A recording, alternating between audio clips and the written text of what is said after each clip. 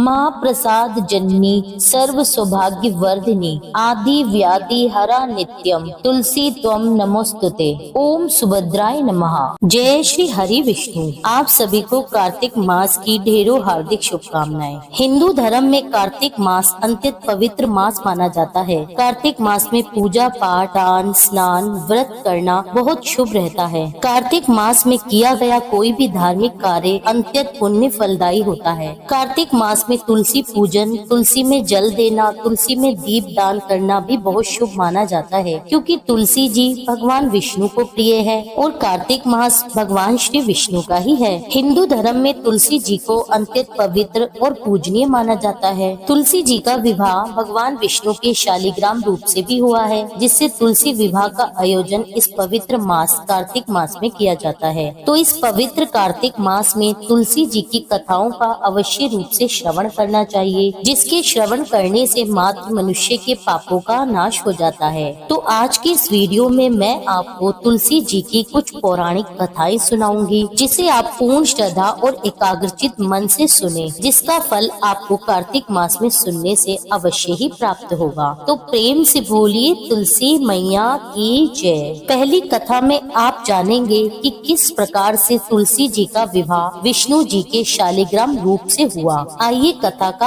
आरंभ करते हैं। एक बार भगवान शिव ने अपने तेज को समुद्र में फेंक दिया। उससे अनेक महातेजस्वी बालक का जन्म हुआ। यह बालक आगे चलकर जलंधर के नाम से पराक्रमी दैत्य राजा बना, जिसकी राजधानी का नाम जलंधर नगरी था। दैत्य राज कालनेमी की कन्या वृंदा का विवाह जलंधर से हुआ। जलंधर एक महाराक्षस था। अपनी सत्ता के मद में और शक्ति के मद से चूर उसने माता लक्ष्मी जी को पाने की कामना से युद्ध किया, परंतु समुद्र से ही उत्पन्न होने के कारण माता लक्ष्मी ने उसको अपने भाई के रूप में स्वीकार कर लिया। वहाँ से पराजित होकर वे देवी पार्वती को पाने की इच्छा से कैलाश पर्वत पर गया। भगवान शिव का ही रूप धारण करके माता पार्वती के समीप आ गया, परंतु माता ने अपने योग्य बल से उसे तुरंत ही पहचान लिया और वहाँ से माता अंतर्ध्यान हो गई। देवी पार्वती ने क्रोधित होकर सारा वृतांत भगवान विष्णु को सुनाया। जलंधर की पत्नी वृंदा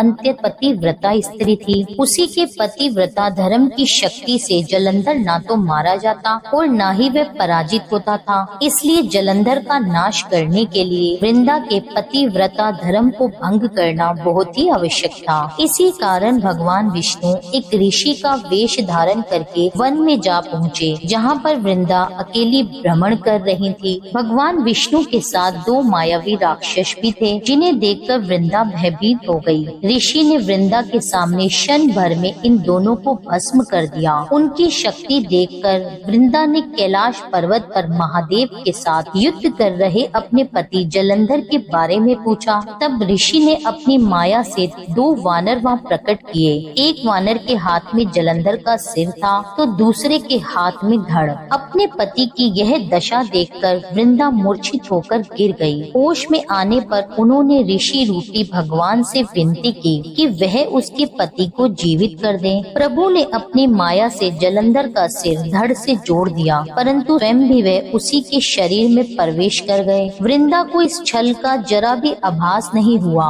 जलंधर बने भगवान के साथ वृंदा पतिव्रता का व्यवहार करने लगी, जिस कारण से उसका अस्तित्व भंग हो गया। ऐसा होते ही वृंदा का पति जो महादेव से युद्ध कर रहा था, जलंधर युद्ध में हार गया और उसका वध कर दिया गया। सारी लीला का जब वृंदा को पता चला तो उसने भगवान विष्णु को शिला होने का श्राप दे डाला और स्वयं भी सती हो गई। जहाँ पर वृंदा भस्म हुई वहाँ तुलसी जी का पौधा उगा। भगवान विष्णु ने वृंदा से कहा, हे वृंदा, तुम अपने सतीत्व के कारण मुझे लक्ष्मी जी से भी अधिक प्रिय हो गई हो। अब तुम तुलसी के रूप में सदा मेरे साथ रहोगी। जो भी मनुष्य मेरे शालिग्राम रूप के साथ तुलसी जी का विवाह करेगा, उसे इस लोक और परलोक में विपुल यश की प्राप्ति होगी। जिस घर में तुलसी होती है वहाँ यम के दूत भी असमय में नहीं आ सकते। गंगा नर्मदा के जल में स्नान तथा तुलसी का पूजन एक समान माना जाता है। प्रेम से बोलिए तुलसी मैया की जय। भगवान विष्णु की जय। अब सुनिए तुलसी जी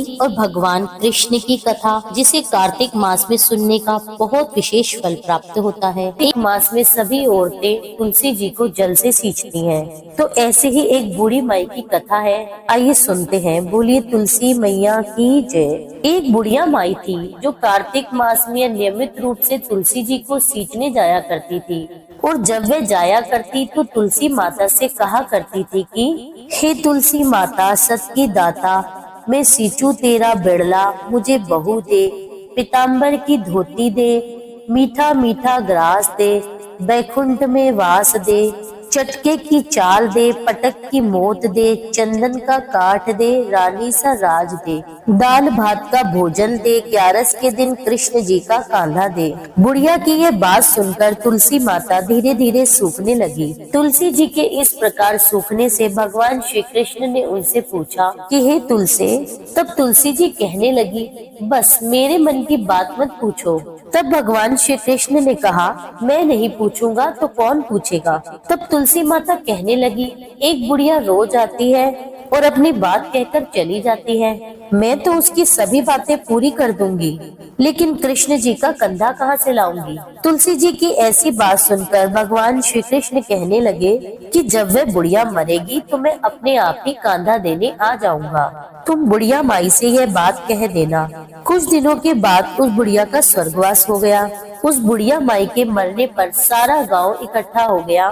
उसका अंतिम संस्कार करने के लिए जब गांव के लोग उसे अर्थी पर उठाने लगे तब वह बुढ़िया बहुत भारी हो गई, जिससे वह किसी से उठ ही नहीं पा रही थी। बूढ़ी माई की अर्थी टस से मस नहीं हुई। तब सभी कहने लगे, ये बुढ़िया तो बहुत ही संस्कारी थी, बहुत पूजा पाठ किया करती थी और कोई पाप भी इसने नहीं किया, फिर आज मरने के बाद ये इतनी भारी कैसे हो गई। बूढ़े ब्राह्मण के वेश में भगवान श्री कृष्ण वहाँ पर आए और कहने लगे, अरे ये भीड़ कैसी है। तब गांव के लोग कहने लगे कि एक बूढ़ी माई मर गई है और उसने इतने पाप किए थे कि आज उसकी अर्थी भी नहीं उठ पा रही, वे तो बहुत भारी हो गई है। तब भगवान श्री कृष्ण कहने लगे, अरे भाइयों, जरा मुझे इस बूढ़ी माई के कान में कुछ कहने दो, फिर ये बूढ़ी माई की अर्थी उठ जाएगी। भगवान श्री कृष्ण बूढ़ी माई के पास गए और उसके कान में कहने लगे कि माई तू अपने मन की कर ले, पीताम्बर की धोती ले, मीठा ग्रास ले, बैकुंठ में वास ले, चटक की चाल ले, चंदन का काट ले, झालर की झंकार ले, दाल भात का जीवन ले। भगवान की बातें सुनकर बुढ़िया तो हल्की हो गई। भगवान कृष्ण अब उसे अपने कंधे पर ले गए। इस प्रकार से बूढ़ी माई को मुक्ति मिल गई और वह भगवान विष्णु के धाम वैकुंठ लोक को चली गई। हे तुलसी माता, जैसे आपने उस बूढ़ी माई के सत की लाज रखी, जैसे आपने उसके विश्वास की लाज रखी, वैसे ही इस कथा को कहने, सुनने और हुंकारा भरने वाले सभी अपने भक्तों की लाज रखना। प्रेम से बोलिए तुलसी मैया की जय, भगवान श्री कृष्ण की जय। अब सुनिए इल्ली और घुन की कहानी जो पूरे कार्तिक मास में सुनी जाती है। एक इल्ली थी, एक घुनिया था। इल्ली एक दिन घुन से बोली, आओ दोनों कार्तिक नहाए। घुनिया बोला, तू तो गिरी छुआरे में पड़ी रहती है, तो तेरे में ताकत है, तू ही नहा ले। मैं तो मोट बाजरे में पड़ा रहता हूँ, मैं तो नहीं नहाऊं कार्तिक, मैं तो हरा भरा सिट्टा खाऊंगा, ठंडा ठंडा पानी पीऊंगा। फिर इल्ली तो रोजाना राजा की लड़की के पल्ले में लगकर कार्तिक स्नान कर आती। घुन ने तो एक दिन भी स्नान नहीं किया। कार्तिक के उतरते ही पूर्णिमा को दोनों मर गए। इल्ली कार्तिक नहाई थी, इसलिए उसने राजा के घर पर जन्म लिया। कार्तिक स्नान के पुण्य के कारण इल्ली ने तो राजा के यहाँ जन्म लिया और राजकुमारी बनी, और घुन उस राजा के घर पे मेंढक बना। फिर राजकुमारी का विवाह हुआ और जब विदाई का समय आया तब राजकुमारी का बैल रुक गया। तो राजा ने रानी से पूछा कि बैल क्यों रुका, तुमको क्या चाहिए, मांग लो। तब राजकुमारी बोली, मुझे मेंढक चाहिए। इस मेंढक को सोने की सांकल में बांधकर मेरे रथ के पीछे बांध दो। तब राजा ने मना किया कि तुम ये क्यों मांग रही हो, कुछ धन चाहिए तो वह ले लो। लेकिन राजकुमारी नहीं मानी, उसने तो कहा कि मुझे तो मेंढक ही चाहिए। जब राजकुमारी अपने ससुराल पहुंची, महल में पहुंची, तो उसने मेंढक को सीढ़ी के नीचे बांध दिया। अब जब भी राजकुमारी सीढ़ियों से उतरती चढ़ती तो मेंढक कहता, ए चटको ए मटको, शाम सुंदरी थोड़ा थोड़ा पानी पिला। तब राजकुमारी बोली, मैं तो पहले ही कहती थी तू कार्तिक नहा। एक दिन राजकुमारी की देवरानी जेठानी ने सुन लिया और सोचा कि राजा कोई रानी लाया है या जादूगरनी। तब उन्होंने अपने देवर राजकुमार से कहा कि तुम रानी लाए हो या जादूगरनी जो आदमियों से बात नहीं करती और जानवरों से बात करती है। तब राजा ने कहा कि जब तक मैं आंखों से नहीं देखूं मानूंगा नहीं। एक दिन राजा छुपकर वहीं सीढ़ी के पास बैठ गया। राजकुमारी महलों से उतरी तो फिर मेंढक ने वही कहा और रानी ने भी वही जवाब दिया। तब राजकुमार तलवार लेकर खड़ा हो गया और कहने लगा कि तू मेंढक से क्या बात करती है, सच सच बता, नहीं तो मैं इसे तलवार से काट दूंगा। तब रानी बोली, पिछले जन्म में मैं तो एक इल्ली थी और यह घुन था। इसको मैंने कहा था कि आओ दोनों कार्तिक नहाते हैं, यह तो नहाया नहीं और मैं नहा ली, इसलिए हम दोनों पिछली बात करते हैं। तब राजकुमार ने कहा कि कार्तिक में स्नान करने का इतना फल प्राप्त होता है तो हम भी जोड़े से कार्तिक स्नान करेंगे और खूब दान पुण्य किया करेंगे, जिससे हमें भी इसका अधिक पुण्य फल प्राप्त होगा। तब राजकुमार और रानी ने जोड़े से कार्तिक स्नान किया और सारी नगरी में कहलवा दिया कि कार्तिक स्नान किया हुआ नहाया हुआ पानी इस मेंढक पर डालेंगे, जिस कारण इसे भी मोक्ष की प्राप्ति हो जाएगी। कार्तिक का स्नान करने से राजा के घर खूब धन संपदा बढ़ गई। हे कार्तिक महाराज, हे भगवान विष्णु, जैसा इल्ली को दिया वैसा सभी को देना, जैसा घुनिया को दिया वैसा किसी को नहीं देना। कथा कहने, सुनने और हुंकारा भरने वाले सभी का भला करना, सभी को धन धान्य सुख शांति देना। बोलिए विष्णु भगवान की जय, कार्तिक का स्नान करने वालों की जय। अब सुनिए तुलसी माता और भाभी ननंद की कहानी। एक समय की बात है, एक परिवार में ननंद और भाभी साथ साथ रहा करती थी। ननंद का विवाह अभी नहीं हुआ था। वे तुलसी जी के पौधे की खूब सेवा और पूजा किया करती थी। नियम से तुलसी पे दीपदान और तुलसी माता को सींचती थी, लेकिन उसकी भाभी को उसका पूजा पाठ करना बिल्कुल भी पसंद नहीं था। जब कभी भी उसकी भाभी को बहुत अधिक क्रोध आता तब वह अपनी ननंद को ताना देते हुए कहती कि जब तुम्हारा विवाह होगा तो मैं इस तुलसी के पौधे को ही बारातियों को खाने को दे दूंगी और तुम्हारे दहेज में भी तुलसी ही दूंगी। तुम जब देखो तुलसी की ही सेवा करती रहती हो। कुछ समय बीत जाने पर ननंद का विवाह तय हो गया। विवाह के समय भाभी ने अपने कहे अनुसार बारातियों के सामने वे तुलसी का पौधा तोड़ दिया, जिसकी सेवा उसकी ननंद किया करती थी और सभी से तुलसी के पत्तों को खाने के लिए कहा। तुलसी जी की कृपा से वह फूटा हुआ गमला कई सारे स्वादिष्ट व्यंजनों में बदल गया। भाभी ने गहनों के स्थान पर तुलसी की मंजरी से बने हुए गहने अपनी ननंद को दिए। देखते ही देखते तुलसी माता जी की कृपा से मंजरी से बने हुए वे गहने सुंदर सोने जवाहरात हीरों में बदल गए। इतना ही नहीं, भाभी ने क्रोध के मारे वस्त्रों के स्थान पर तुलसी का जनेऊ रख दिया और जनेऊ भी रेशमी और सुंदर वस्त्रों में बदल गया। अब ननंद जब विदा होकर अपने ससुराल पहुंची तब ससुराल में उसकी दहेज की बहुत प्रशंसा हुई। यह बात भाभी के कानों तक भी पहुंची। उसको बहुत आश्चर्य हुआ। तब उसने सोचा कि उसने तो ननंद के कपड़े गहने तक तुलसी जी के ही रखे थे, तुलसी की मंजरी रखी थी। यह सब जानकर भाभी को बहुत आश्चर्य हुआ। अब उसे तुलसी जी की पूजा का महत्व समझ में आ गया। भाभी की भी एक लड़की थी। तब वह अपनी बेटी से कहने लगी कि बेटी, तुम भी तुलसी की सेवा किया करो, तुम्हें भी तुम्हारी बुआ की तरह ही फल मिलेगा। वह जबरदस्ती अपनी बेटी से तुलसी की सेवा करने को कहा करती, लेकिन लड़की का मन तो तुलसी की सेवा में लगता ही नहीं था। धीरे धीरे समय बीतता गया। अब भाभी की लड़की बड़ी हो गई। अब उसके भी विवाह का समय आ गया।